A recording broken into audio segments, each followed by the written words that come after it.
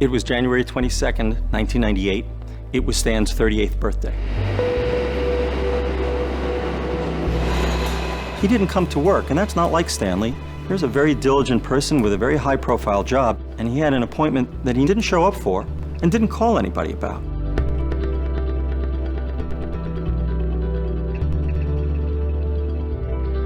A federal prosecutor was missing, and nobody knew where he was. A group of his friends were throwing him a party at a club in downtown Manhattan. It was his birthday, and he didn't come to his own birthday party. Did he go out? Did he go partying? Did he drink? Was he using drugs? Was he involved in some sexcapades? You know, they were saying no. You know, he's kind of a quiet, mild-mannered guy. Like, he wouldn't just disappear. He wouldn't just not come to work. One possibility was that he was at home, either ill or sleeping or passed out. When we arrived at Stanley's apartment, the superintendent didn't have the key. So one of the guys followed the building superintendent up the fire escape, and the superintendent used his elbow to smash in Stanley's kitchen windows. There was nothing that indicated that Stanley had been there recently. Then somebody pressed the answering machine on his telephone. Hi, it's Stan. Please leave a message. You know, beep, happy birthday from some friend or relative. And then the third message was, this is your credit card company calling to say there's unusual activity on your card. A couple of beeps after that was even worse. A person called and she said, I found your wallet in Bedford-Stuyvesant, in the garbage. And that was really scary. Bedford-Stuyvesant is a tough neighborhood in Brooklyn. What would his wallet be doing in Bedford-Stuyvesant? Somebody said, maybe he's lying in an alleyway somewhere bleeding. And somebody else said, or maybe, or he was dead.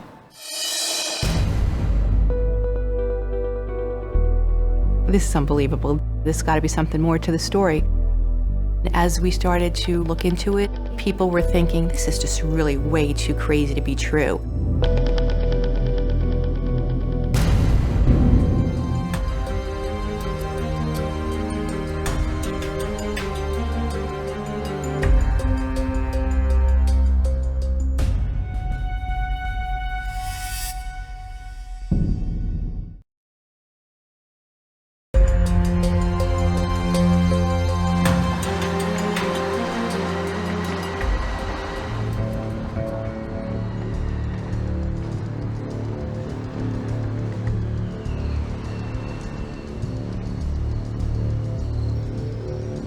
This was clearly a serious item in New York City.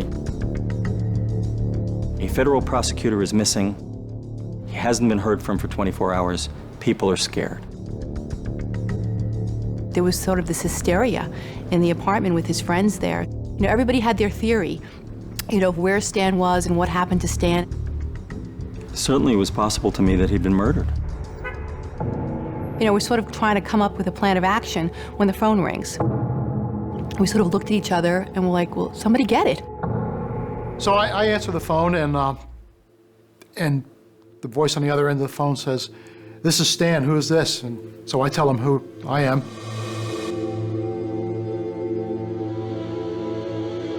I say, are you all right?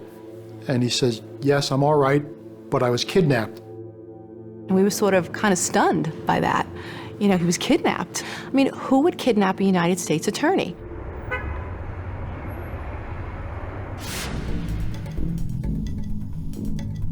I just ran for it. I ran across Prospect Park West and went down one of the side streets on my way to 7th Avenue. There was a pizza place that was open. And I started saying to the guy behind the counter, can I use your phone? Can I use your phone? I was just kidnapped. Can I use your phone? I'm a federal prosecutor, but I made it out.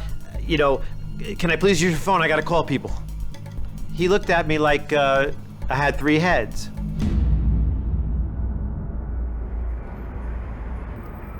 And I said, Stan, where are you? So all we got on the phone was, I'm at a pizzeria in Brooklyn. Stay where you are, we're coming to get you. Stay where you are.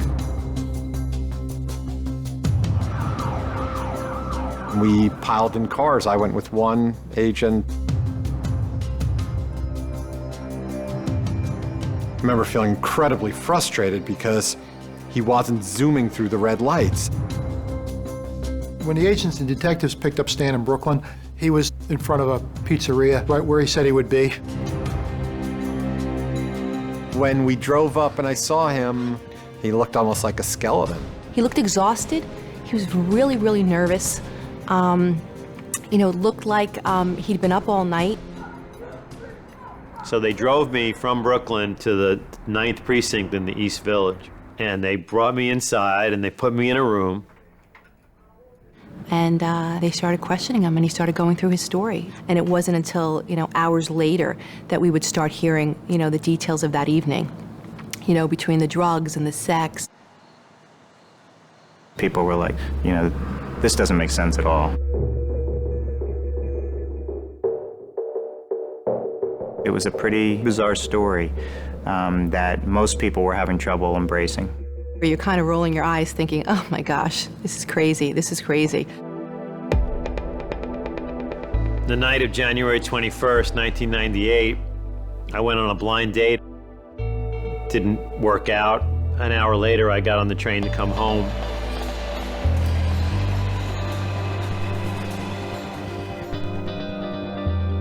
It was a freezing cold night, one of those bitterly cold winter New York nights. There was nobody around. It was roughly 11 o'clock. I was walking down 10th Street toward 5th Avenue in the Village.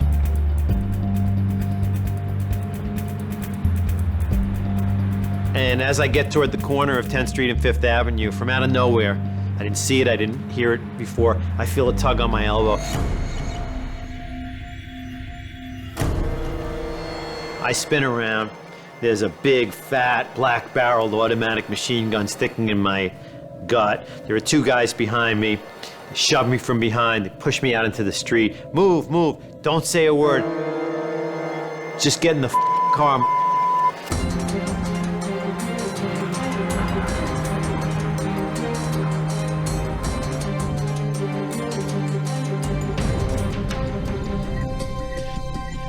They put me in the back seat of the car.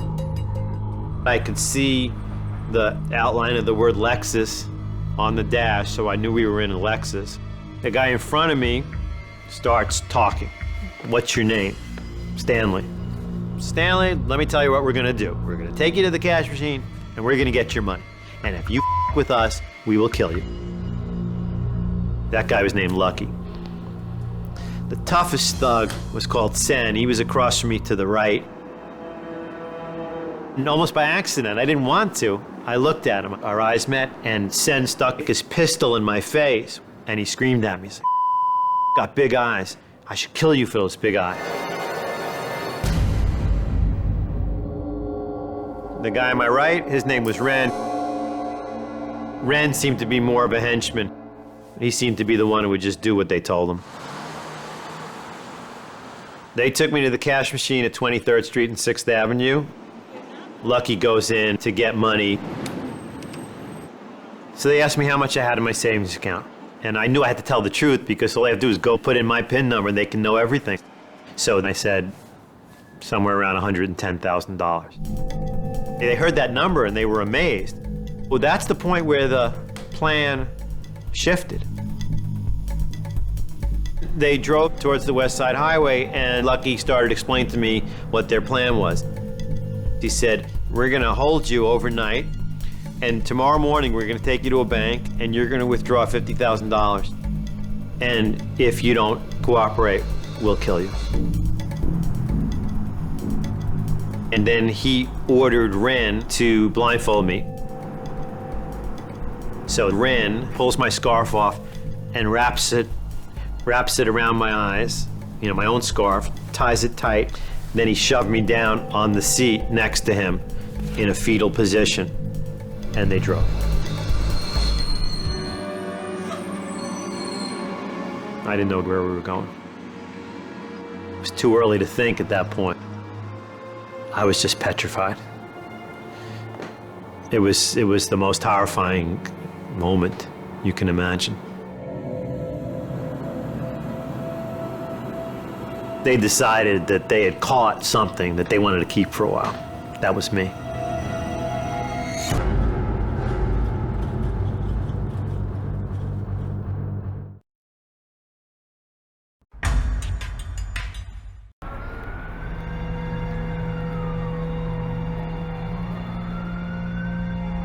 The agents interviewed me with all deliberate seriousness, and they kept me there for hours. And Stan told a story. You know, he's kidnapped off the streets at gunpoint, but I had absolutely no clue that they didn't find my story credible. Not a clue.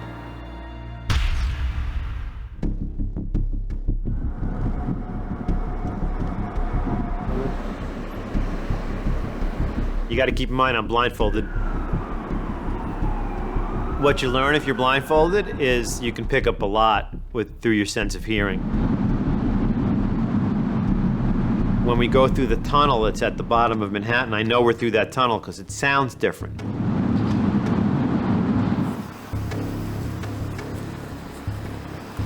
And a few minutes later, I could hear us going over a bridge. So I knew we were going somewhere in Brooklyn or Queens.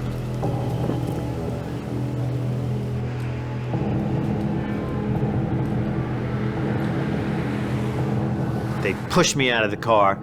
I went up a couple of steps, through a doorway, a couple of steps more, through another doorway, down a long, thin hallway, and then they shoved me up the stairs. And now I'm trapped in somebody's apartment. And I can still see a little bit out the bottom of my blindfold.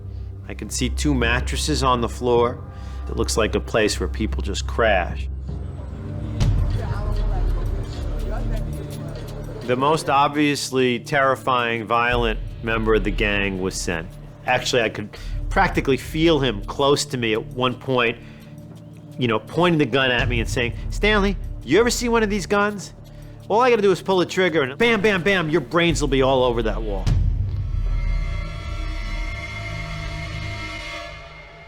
Repeatedly, they kept cocking and uncocking the guns so that I could hear it.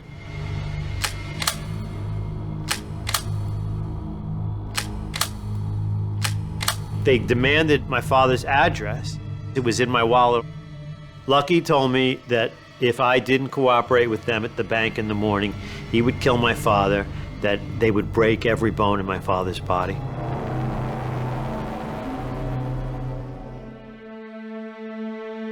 It always drove me crazy that they picked him of all people, because apparently they thought he was some rich Wall Street lawyer type. Stan was a federal prosecutor. That was a very important job.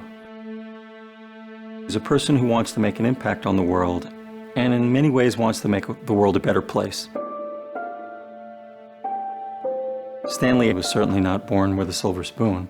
He was the kind of guy who had to work for everything he had. I grew up lower middle class in Brooklyn. We didn't have a lot of money. I spent all my time out on the streets. I was a little guy, a little skinny guy, so talking your way out of things was one good skill that you needed to learn.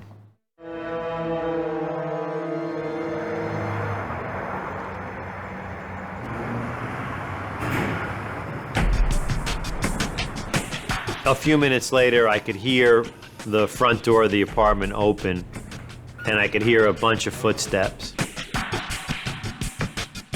I could hear them talking, "Hey, D, hey, Mystic, what's up? How you doing? How'd you do out on the street?" Mercedes and Mystic come into the apartment. These 2 teenage girls who are prostitutes, and they're friends of Ren and Sen. So a few minutes after that, Lucky left the apartment. And, you know, you got the feeling that people were kind of settling in.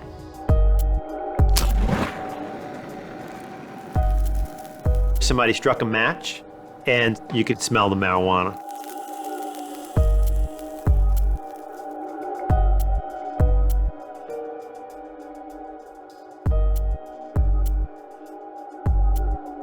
So then they're smoking pot, and you can hear that there are sexual acts going on.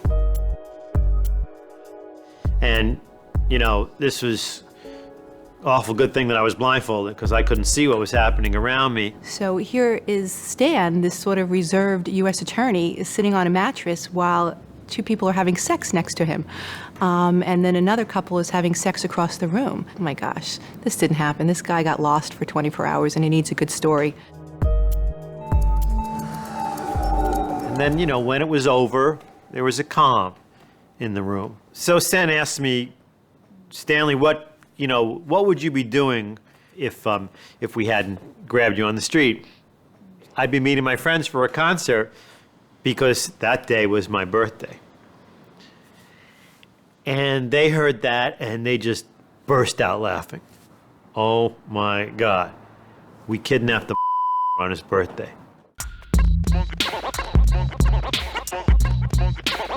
Then Sen says, you know, it's your birthday, you deserve something nice for your birthday. How about a from one of these girls? These are nice girls. And I said, no thanks. And then they kept pushing it. Stanley, you should take it, because you know what, I think the girls like you. So I said, you know what, the only reason they like me is because most of my face is covered. Here's a guy who's been kidnapped. You know, he's sitting there and they're offering him oral sex. A lot, I think, the more seasoned individuals didn't believe it at all. I can't explain it. I just tried to make them not dislike me so that they wouldn't want to kill me. In the middle of the night, Sen and Ren were openly discussing what their plans were with me. And Sen wasn't happy with the plan. He didn't think it was going to work. It's not going to look right. It's going to look odd for two black men to be taking this sort of nerdy white man into the bank, and he's, you know, withdrawing all this money. So Lucky comes back at 4 in the morning, and Ren and Sen say, look, we got to talk to you, and they go outside the room. They talked for a couple of minutes, and then Lucky pops his head back in the room, and he says, Stanley, tell me again what you do for a living. And I say, I'm an assistant U.S. attorney. And he says, U.S.? Oh no, the FBI is going to be after us. And that's when Lucky told me that they changed the plan. And he says, Stanley, look, I got good news for you. We're going to be taking you back. I'm going to come back here at 7 in the morning. We're going to take you back and let you go. They stayed outside the room at that point, talking. So did I think they might be planning to kill me? Sure. Until this thing was over, I knew that my life was hanging by a thread the whole time.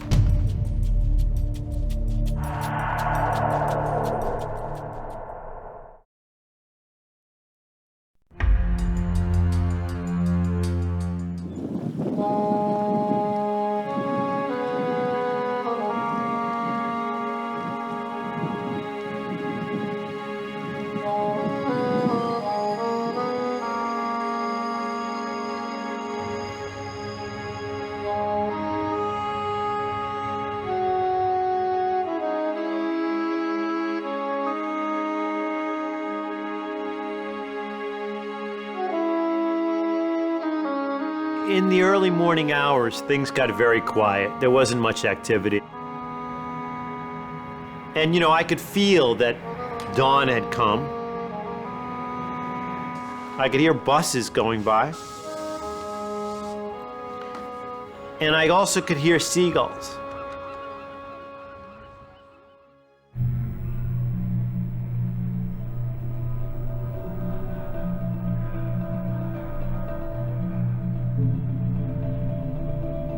And then this guy Lewis shows up and he's renting the space to them. Sen and Ren have decided that they want to get out of there. They've got things to attend to. So they tell Lewis, here's our guns, you stay here, you hold these guns, you watch this guy until we get back. Lewis so offered me food. Actually, all of them offered me food at one point or another.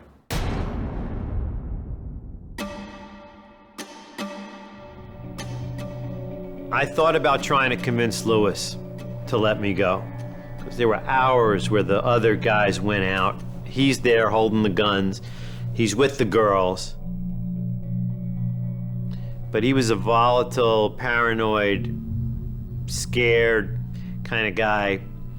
And what I was really afraid of is that if I tried to go down that path, if I tried to convince him to let me go, he'd freak out. I mean, just pull the trigger on that Tech 9. Multiple bullets are going to come out per second. I'm done. You know, in 25 hours of being blindfolded and sitting on a mattress, you have a lot of time to think. And what I was thinking was, if I don't get killed, I'm going to gather enough evidence so that these guys get put away and they don't do it to anybody else again.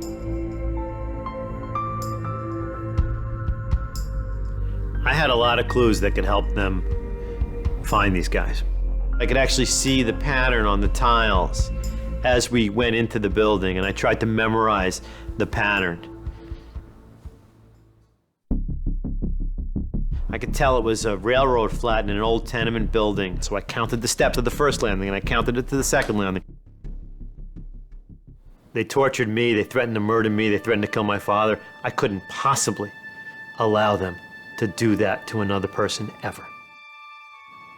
I was absolutely devastated by the thought that anybody would hurt my father. During the interview, when Stan was sharing about his dad and his concerns about his father, you could see a physical change. Now it was becoming emotional. This is something he was feeling. And for me as an investigator, it's telling me that he's telling me the truth. You know, we ended up, after several hours of talking to him, you know, believing what he said.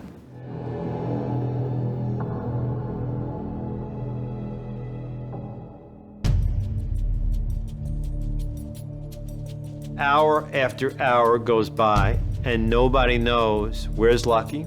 Nobody is telling me why he didn't come back. Nobody is telling me why they haven't set me free.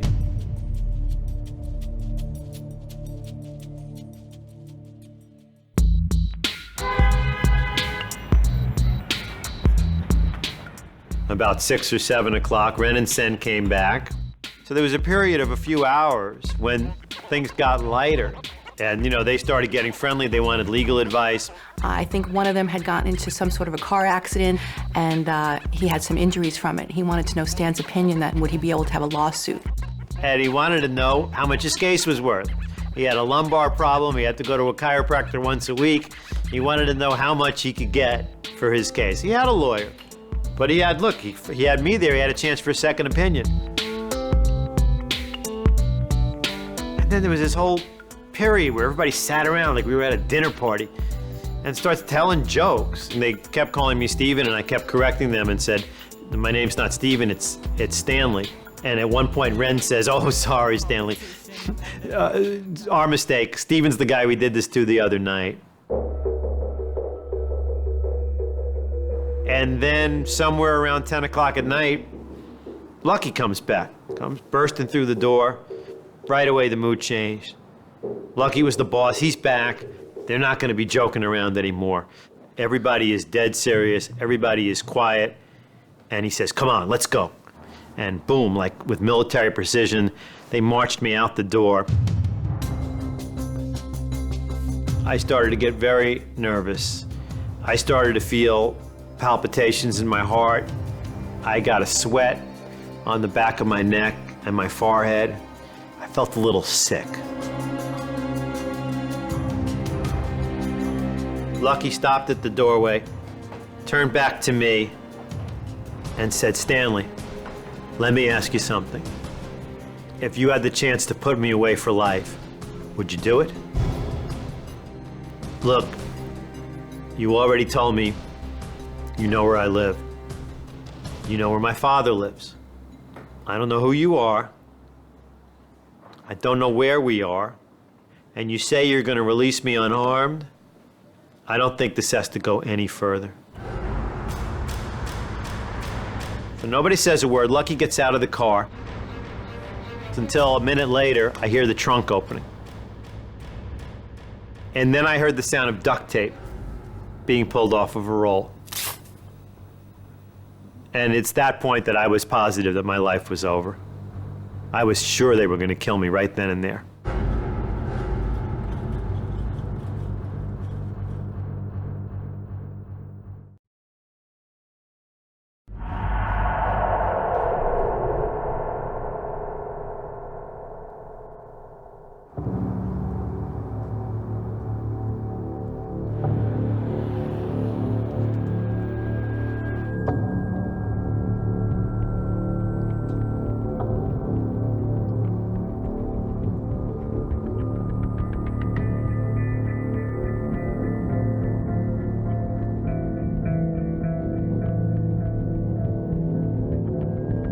Suddenly your whole life flashes in front of you. You'll never call somebody, you'll never watch a movie, you'll never sit down to a meal, you'll never meet somebody with the hope of getting married. All those things that make up life, for me in that moment when I heard the duct tape pulling off the roll, that was over. And that was really the most horrific feeling anybody can imagine. So, a second later, I heard Lucky applying the tape to the plastic that was covering the broken window on his car. And then it slowly dawned on me that I had just made a big mistake. Overnight, somebody had broken into his car, smashed the passenger side window, so he was just fixing the plastic.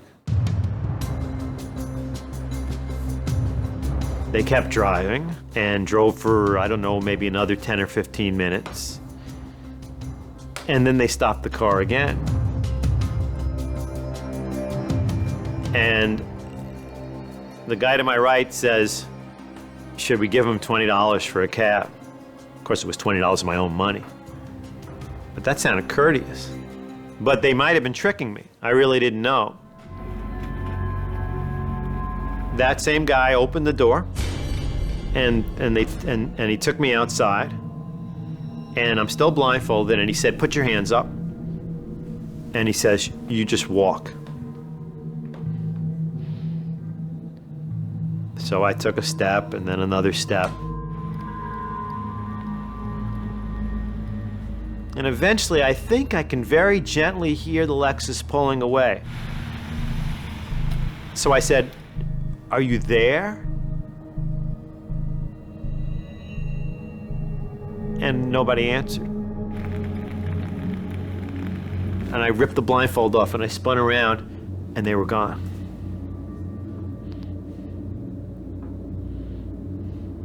And that was the happiest moment of my life. It was ecstasy. It was pure ecstasy. I just ran for it. Yeah, I recognized that it was Prospect Park. I grew up there. I was there all the time. So I was rushing to find a business or restaurant, something like that, where I could go in and make a call. And then when the phone call came in, that's when the energy in the room sort of went from 0 to 60. But just stay where you are. Stay where you are. The precinct was crazy. It was a buzz with energy. You know, they debriefed him, and they started typing up the report. And it was, as she was typing it, we were pulling it off. She would get a half a page typed, and we would yell, "Print it." She'd print it, and then we would run with it.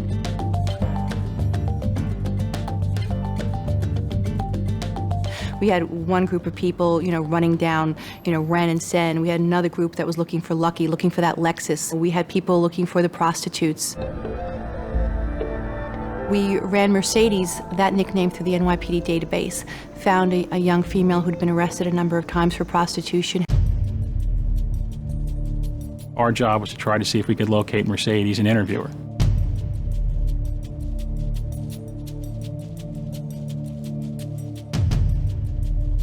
I'd seen a number of pictures of her from, her rap sheets. There's these two girls standing in front of this building. As soon as we walk up, I recognize Mercedes right from the pictures. So I actually say to her, "Hey, Mercedes, how you doing?" I said, "Hey, listen, we got to talk to you for a minute."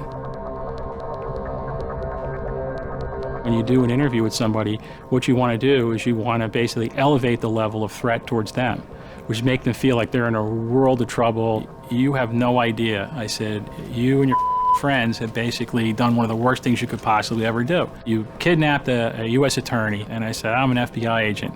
And I said, and if you've ever been in trouble before, you have no idea what kind of trouble you're going to be in now. So she gave up everything that she knew. She started rambling off Lucky and Ren and Sen, and all of a sudden it was like, oh my gosh. Everything that Stan had told us, she confirmed for us. She said she had felt sorry for Stan and had offered him oral sex because it was his birthday and she felt bad for him. Based on the information that she provided, we had Lucky's cell phone number. Every time he turned his phone on, we were able to see what cell tower it was pinging off of. So we were able to sort of narrow down where he was. So we had agents and detectives out in Brooklyn.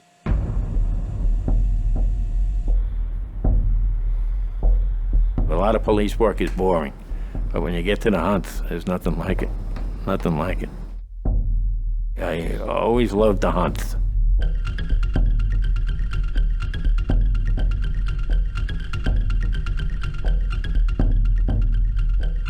The Lexus had a broken window, we were told, but we also had a plate number, and it was about 9 o'clock at night when the Lexus drove by us. So that's when our hearts started beating and we gave pursuit. You know, or you believe that they're all armed, and you know you have to really be careful at this point because we just don't know what's going to be the next move on their part. Well, we pull them over. We're on both sides of the car, right? We all have our guns drawn, and we're telling them we want to see their hands. We want to see all their hands. The perps we pulled out of the car were Lucky and Sen. We cuffed each one of them. And we got into our cars, and we all drove back to Manhattan. Ren was picked up by a couple of other detectives, probably not much later. Criminals have the idea when they come into an interrogation room, they're going to outsmart me. My feeling is if they had brains, right, we would be in trouble.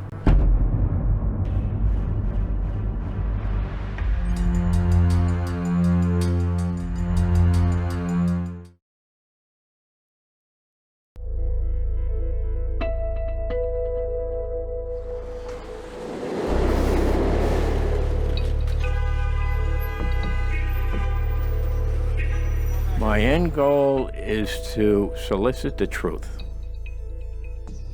I want to know the truth. If I have to cry or laugh in an interrogation room to get the truth, I'll do that. If I have to be their friend, I'll do that.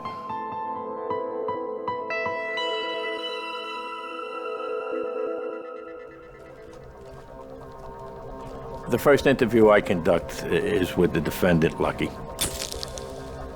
He kept saying, I didn't do anything wrong, I know my rights.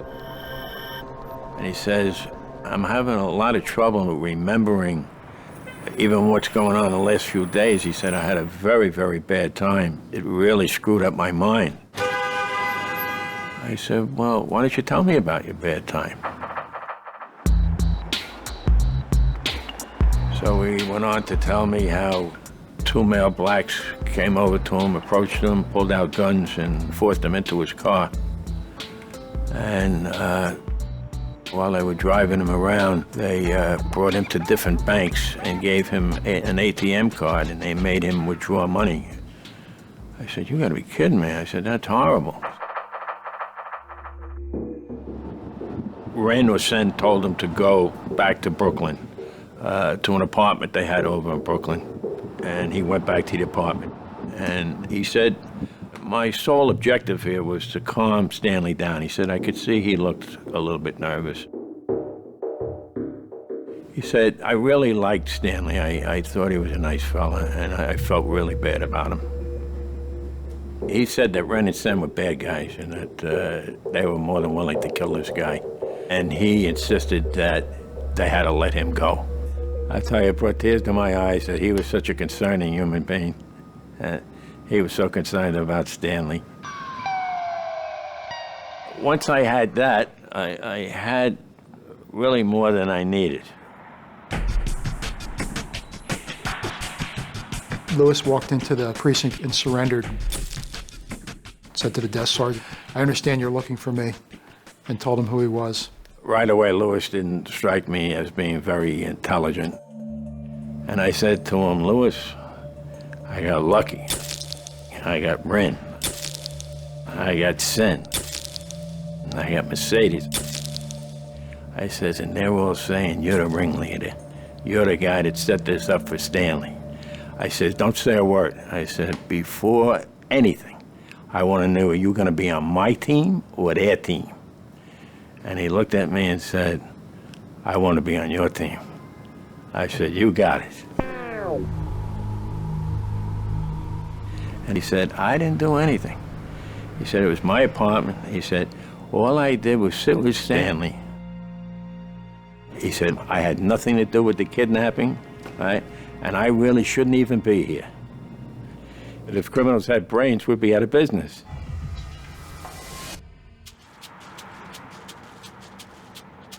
It's 12 or 15 hours later. Now we've got everybody wrapped up. Now we have everybody in a big holding cell.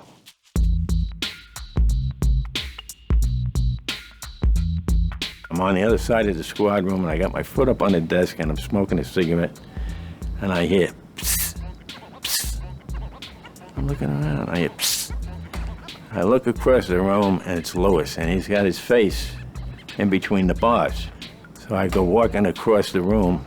I said, what's the matter? He says, I want to know, am I still on your team? I said, yes, you are. And with that, I fell right to the floor.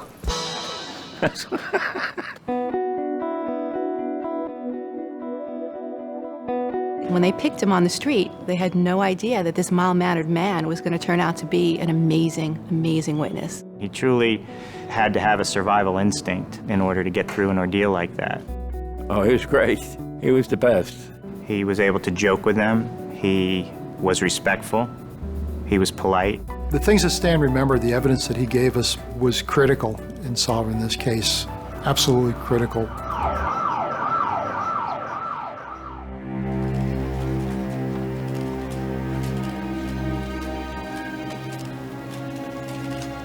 They eventually all decided to plead guilty. The girls got shorter sentences, and the men got substantial time.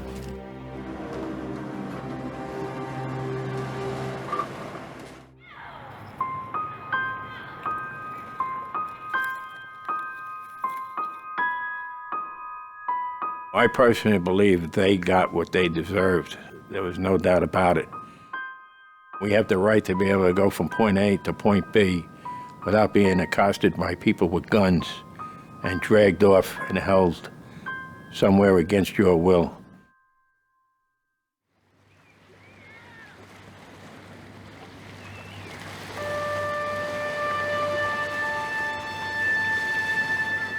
Looking back, the post-kidnapping part of my life is really better than the pre-kidnapping part of my life. I think I learned some important lessons.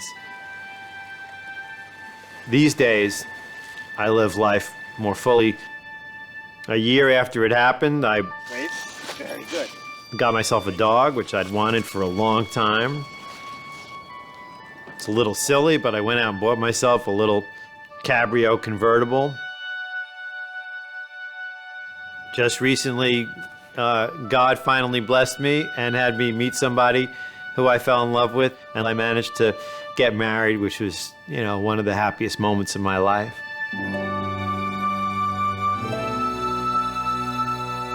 And so in many ways, this kidnapping was a wake-up call to me.